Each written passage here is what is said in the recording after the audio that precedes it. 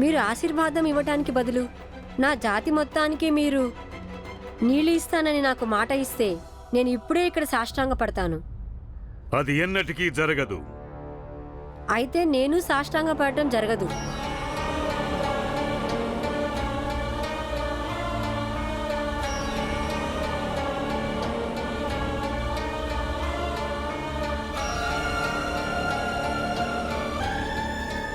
స్వామి, మీరు సైగ చేయండి చాలు.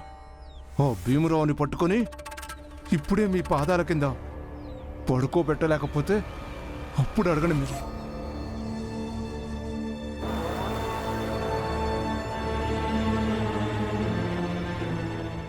వద్దు, అదేమీ అవసరం లేదు. అంతకంటే ముందు వీడికి విద్య నేర్పిన వాడిని నా ముందుకు తీసుకురండి. ఎవరిని? ఆ అంబేద్కర్ గురువునా? అవును, అతన్నే. నేను విషయం తెలుసుకోవాలి. అతడు మన సమాజంలోని జాతిపరమైన విద్వేషాలను రెచ్చగొడుతున్నాడా అని. మీ ఆజ్ఞ స్వామి.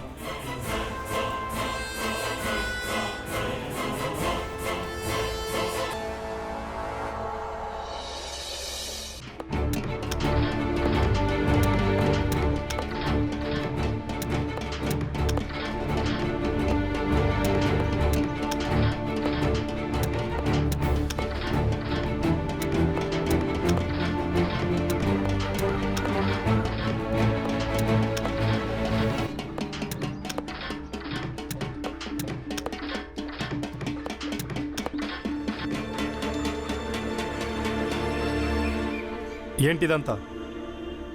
రామ్జీ, మీరా? మీరందరు ఇలా గ్రూప్గా ఇక్కడికి ఎందుకు వచ్చారు? సార్, మా గ్రామంలో పెద్ద జాతి వాళ్ళు మా జీవితాల మీద ఆంక్షలు విధించారు. మీరు అధికారంలో ఉన్నారు, మీరే మాకు సహాయం చేయాలి సార్. మీరు నాతో పాటు లోపలికి రండి. మీరందరు ఇక్కడ బయట ఉండండి. రండి.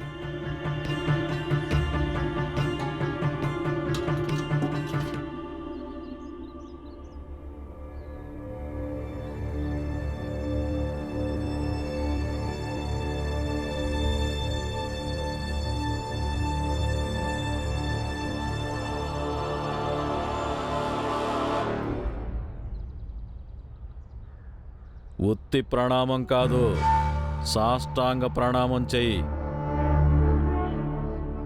రా, పడుకో.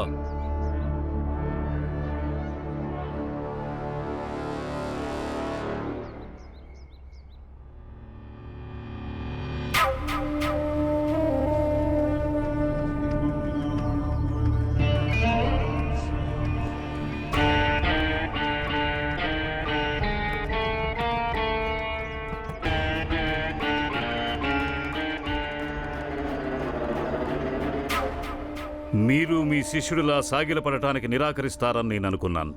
అంతా మంచే జరిగింది. మీరే స్వయంగా సాగిలపడ్డారు. లేకపోతే మేమిలా అనుకునేవాళ్ళం. తలవంచని సంస్కారం మా చిన్న జాతి పిల్లాడికి మీరే నేర్పించారని. నాకేం అర్థం కాలేదు. మీరంత మూర్ఖులేం కాదు కదా మా మాటలు అర్థం కాకపోవటానికి. ఇంకా తమరు ఏమేమి నేర్పించారు ఆ తక్కువ జాతి వాడైన మీ శిష్యుడికి? అంటే మీరు చెప్పేది భీమరావు గురించి కాదు కదా?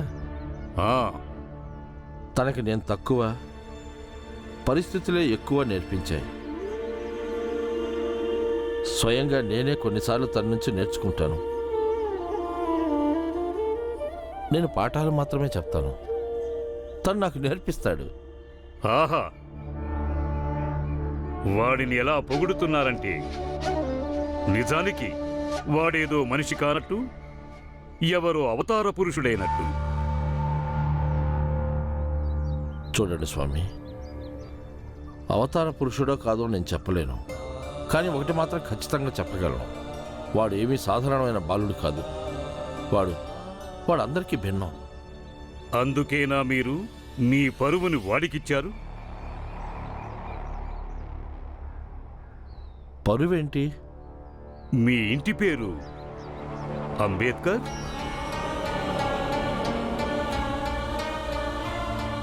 కొంపదీసి వాణ్ణి దత్తత తీసుకున్నారా? అంటే మీ పాత్రలో వాడికి భోజనం కూడా పెడుతుండొచ్చు. పెట్టాలనుకుంటాను, కానీ ధైర్యం సరిపోదు. జాతి సంస్కృతిలో చాలా లోతుగా కూరుకుపోయాను. దానిలో నుంచి బయటపడటం చాలా కష్టం. కానీ ఒకటి మాత్రం ఖచ్చితంగా చెప్పగలను, ఈ చిన్న జాతి వాళ్ళు ఉన్నారే, వారి పట్ల నా మనసులో ఎలాంటి ద్వేషమూ లేదు. అయితే ఓ పని చేయండి, మీ పేరు పక్కన సత్పాల్ అని జోడించుకోండి. మీ ప్రేమ సరిసమానమవుతుంది. స్వామి, నా మీద మీకు కోపం వచ్చిందా? కోపం కాదు, బాధపడుతున్నాను. మీరు మంచివాళ్ళనిపించుకోవటానికి ఈ తక్కువ జాతి వాళ్ళని చెడ్డవాళ్ళని చేస్తున్నారు. దీనికోసం ఒకవేళ మిమ్మల్ని జాతి నుంచి బహిష్కరిస్తే అప్పుడు మీరేం చేస్తారు?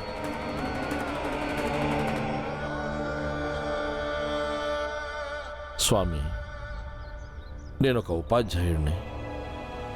మీరు నా నుంచి నా పదవి లాక్కోగలరు, నా ధనాన్ని లాక్కోగలరు, నా జాతిని లాక్కోగలరు, కానీ నా నుంచి నా మనసును మాత్రం లాక్కోలేరు. నా జ్ఞానాన్ని లాక్కోలేరు. నా పని పిల్లలకి చదువు చెప్పటం, అది నేను చేస్తాను. మీరు చెయ్యాలనుకున్నది మీరు చెయ్యండి. ఆగండి మాస్టారు. నీ చదువు సమాజాన్ని విచ్ఛిన్నం చేసే పని చేస్తోంది అంబేద్కర్. నువ్వు వాళ్ళందరినీ రెచ్చగొడుతూ వాళ్ళని సంతోషపెట్టే మాటలు చెబుతూ నిన్ను నువ్వు గొప్పవాడిని చేసుకునే ప్రయత్నం చేస్తున్నావు. కానీ గుర్తుపెట్టుకో, ఇదిలా కొనసాగిందంటే అప్పుడు మొత్తం అణగదొక్కబడతారు. వాళ్లతో పాటు నువ్వు కూడా. ఆది నుంచి అణచివేత గురవుతున్నారు వాళ్ళు. నాకు అనిపిస్తుంది ఇప్పుడు ఈ పిల్లాడు పెద్దవాడవుతున్న కొద్దీ ఈ అణచివేత మీద అంకుశం దించుతాడు. తప్పుగా ఆలోచిస్తున్నావు. ఒకవేళ వాడు ఇలాగే ఉంటే అప్పుడు ఆ పిల్లాడు వాడి తండ్రి ఇద్దరూ మాయమైపోతారు. ఎవ్వరూ రక్షించలేరు. స్వామి, నాకేమనిపిస్తుందంటే భవిష్యత్ కాలంలో భీమరావుని అడ్డగించే వాళ్ళని ఎవరూ గుర్తుపెట్టుకోరు. కానీ ఈ పిల్లాడు ఇలాగే కొనసాగితే ఈ పిల్లాడు చరిత్ర సృష్టిస్తాడు. ఆ చరిత్ర నా కారణంగా కాదు, తన తండ్రి కారణంగా సృష్టిస్తాడు. ఎందుకంటే తన తండ్రి ఒక గురువులాగా వాడికి మార్గదర్శనం చేస్తాడు. వాడికి ఎంతో ప్రేమగా, ఎంతో ముందు చూపుతో చెప్తుంటాడు సమాజంలో వాళ్ళ హక్కుల కోసం ఎలా పోరాడాలో, ఒక్కొక్కడుగు ఎలా ముందుకు వెయ్యాలో.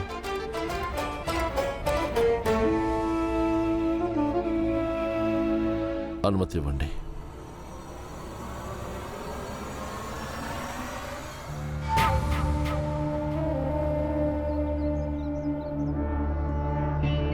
వీడికి కూడా నీళ్లందనివ్వద్దు.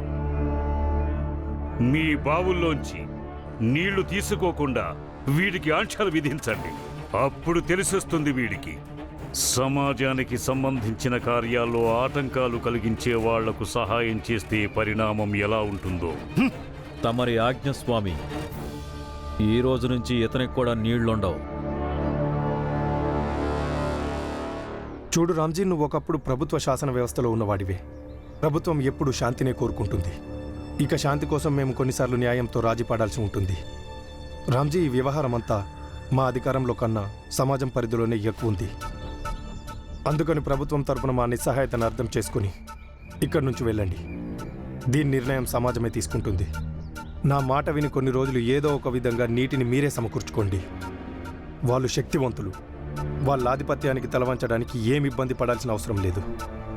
రేపు మీరు శక్తివంతులైతే ఆధిపత్యం దానంతట అదే వస్తుంది. అప్పుడు నీ ఇష్టం వచ్చినట్టు చేసుకో.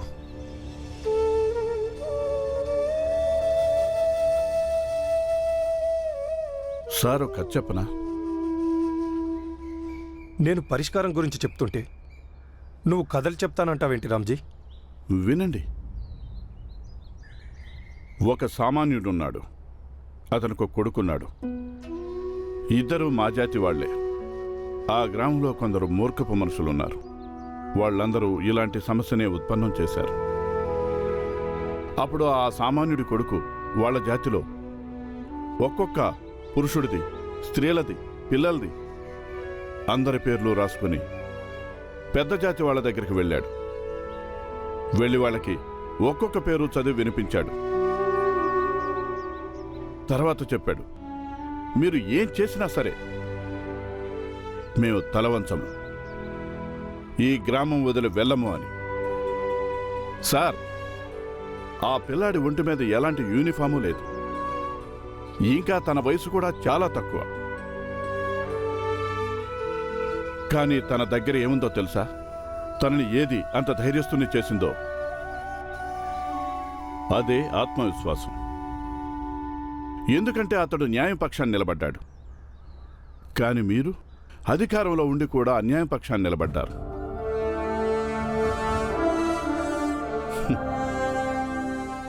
ఇక మీ మీద ఏమీ కాసలేదులేండి.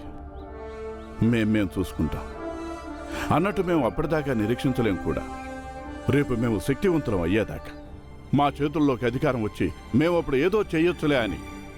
కానీ ఒకటి తెలుసుకోండి, అధికారం శక్తివంతులైన వాళ్ళ కోసం కాదు, బడుగు బలహీన వర్గాల వారికే ఎక్కువ అవసరం.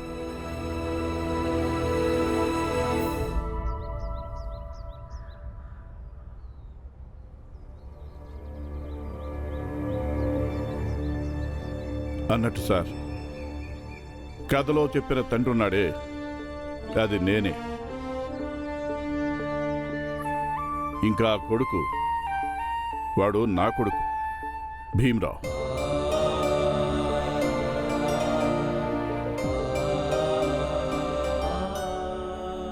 సార్, నమ్మలేకపోతున్నాను. మొన్న మీరు మా నాన్నకి సన్మానం చేయడానికి వచ్చారు. కానీ ఈరోజు స్వయంగా మా నాన్న తన గౌరవం కాపాడమని ఇక్కడికి వస్తే మీరు ఒక్క మాట కూడా మాట్లాడలేకపోతున్నారు. అది కూడా మీకు ఈ యూనిఫామ్, ఈ హోదా ప్రజల మాన ప్రాణాల్ని రక్షించడానికి ఇచ్చినప్పటికీ. పద.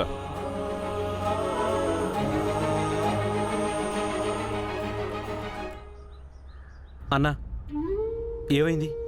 అయ్యగారు ఏమన్నారు? పదండి వెళ్దాం. మనం బిందెల మోగించినా సరే వీళ్ళకి మన అవసరాల ఆర్తనాదాలు వినిపించవు. పదండి పదండి పదండి.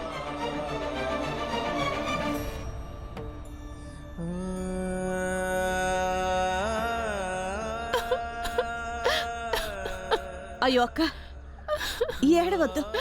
చూడు, కష్టాలు కలకాలం ఉండవు. ఏడవద్దు, ఏడవకక్క. చూడండి, మీరందరూ కూడా భయపడొద్దు. మన వాళ్ళు వెళ్ళారుగా. ఆంగ్ల ప్రభుత్వం మనకి తప్పకుండా సహాయం చేస్తుంది. చూస్తూ ఉండండి, వాళ్ళు మన నూతుల్ని శుభ్రం చేయిస్తారు. ఎప్పటి వరకైతే ఆ నూతుల్లో నీళ్లు మనం తాగగలుగుతామో అప్పటిదాకా వాళ్ళ నూతుల్లో నీళ్లు మనల్ని తోడుకొనిస్తారు. మీరు దిగులు పడకండి. నాన్న వచ్చేసాడు. ఏమండి,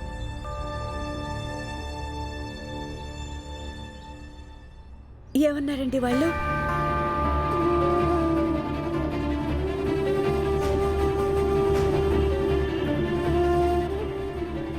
చెప్పండి.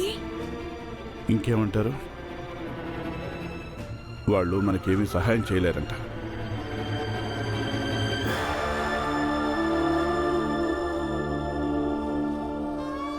ఇంకా ఆయన ఒక పెద్ద తప్పు మాట కూడా అన్నారు. శాంతియుత వాతావరణం కోసం కొన్నిసార్లు అన్యాయానికి అండగా ఉండాల్సి ఉంటుందని. ఇలా అధికారంలో కూర్చుని అన్యాయానికి, ఆదర్శానికి అండగా ఉంటే ఇంకా వాళ్ళు ఉండి ఏం లాభం? అయితే ఇప్పుడు మనందరం ఏం చేద్దాం భీమ్రావ్?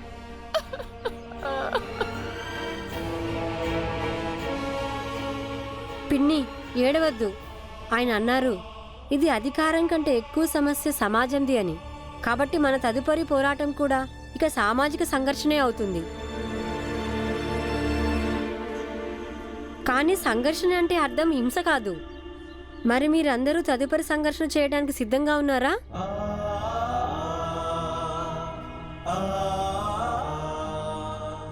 అవును భీమ్, నువ్వు ఇప్పుడు ఎలా చెప్తే మేమందరం అలాగే చేస్తాం. ఇందుకోసం మేమందరం సిద్ధంగా ఉన్నాం. అందరూ సిద్ధమేనా? నువ్వు చెప్పేది ఎలాంటి సామాజిక సంఘర్షణ గురించి?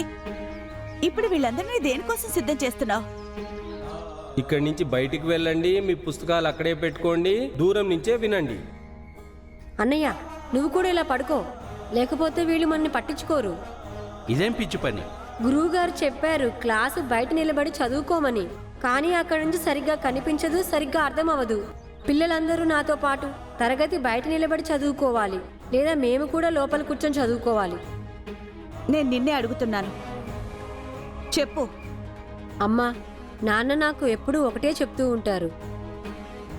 ప్రతికూల పరిస్థితుల్లో మన ఉనికిని మనమే కాపాడుకోవాల్సి ఉంటుందట. ఇక అలాంటి పరిస్థితిలో మన పోరాటాన్ని చూసి ఎదుటివారి ఆత్మస్థైర్యం బలహీనపడుతుందట.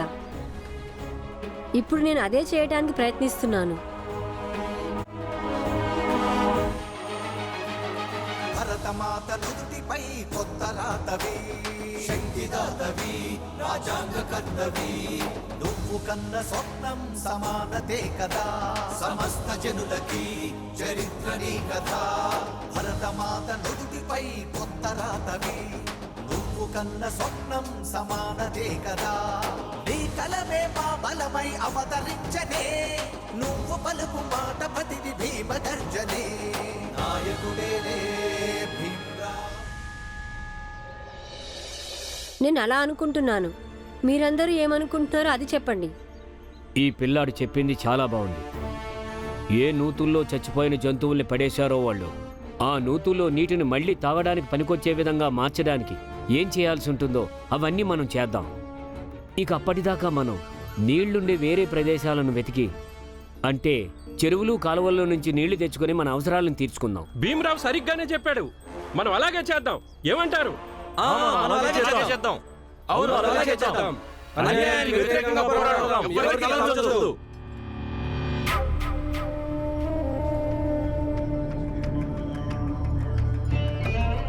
చీమలు. ఈ చీమల జీవితం నుంచి మనుషులు చాలా విషయాలు నేర్చుకోవచ్చు. ఇంత తక్కువ బరువు ఉండి కూడా ఈ చీమలు చాలా ఎక్కువ బరువుల్ని లాక్కొని వెళ్తాయి. దారి ఎలా ఉన్నా, ఎన్ని అడ్డంకులున్నా చివరికి వాటి గమ్యస్థానానికి చేరుకొని తీరతాయి ఈ చీమలు. అవును స్వామి. స్వామి, స్వామి, ఏమైంది చేతాన్? కంగారుగా ఉన్నావెందుకు నువ్వు? శెట్టి గారు, స్వామీజీ, ఆ చిన్న జాతి వాళ్ళందరూ కలిసి ఆ ఆంగ్లేయ అధికారిని కలవడానికి వెళ్ళారట. ఇక ఆయన వీళ్ళకి సహాయం చేయనని చెప్పేసరికి వాళ్ళ వీధిలో ఉన్న అందరూ కలిసి చర్చించుకుని ఒక నిర్ణయం తీసుకున్నారు. నీళ్లుండే వేరే చోట్ల నుంచి నీళ్లు తెచ్చుకుంటారట. ఇక్కడ దొరకపోతే ఎటైనా దూరంగా వెళ్తారట. అలసిపోయినా, అలసటతో చచ్చిపోయినా కానీ నీళ్లు తెచ్చుకొని తీరతారట. ఇక ఈ ఉపాయాలన్నీ చెప్పేది ఎవరనుకుంటున్నారు? సేట్ గారు, ఆ బుడ్డోడు భీమ్రావ్, ఇంకా వాడి బాబు ఆ రామ్జీ సత్పా. వాళ్ళిలాంటి ఆలోచనలు చేస్తున్నారని నీ మాటల మీద నమ్మకం ఏంటి? స్వామీజీ, ఇందాక నేను వాళ్ళ బస్తీ వైపుగా వెళ్తున్నాను. అప్పుడు నేను చాటుగా వాళ్ళ మాటలు విన్నాను.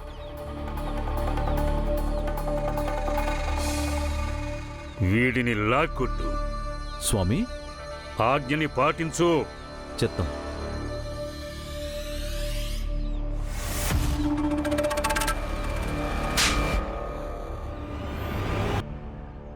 పూర్తి శక్తిని ప్రయోగించండి. నరకం చూపించండి వాళ్ళకి.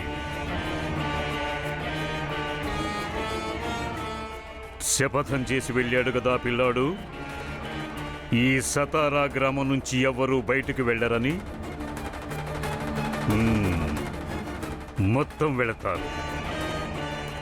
చరిత్రే సాక్ష్యం. ఇంతకుముందు గ్రామాలనే నేను ఖాళీ చేయించాను. ఇది కూడా ఖాళీ అయిపోతుంది. అలాగే స్వామి.